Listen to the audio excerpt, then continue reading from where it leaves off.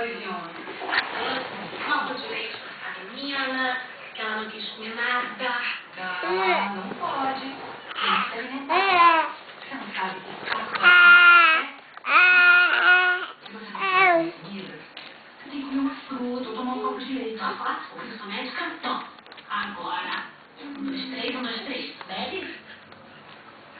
Ó. Tá bom?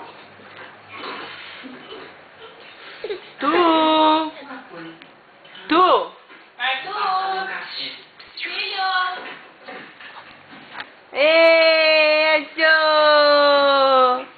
Má! Alina! Ai, de vergonha! Como você fala com os irmãos que aqui em casa? Se o Domingos concordasse, você podia ficar em casa. Tem uma empregada excelente, cuida muito bem das crianças. Pra mim não seria problema nenhum. Eu estive no hospital pra ver a Fernanda. Filha! Oi, amor! Má! Olha só a picareta! Meu Deus do céu, se acontecer alguma coisa com a Fernanda, o que vai ser dessa menina, hein? Um pensamento de vida e morte. E essa história do lance parecida com o que eu não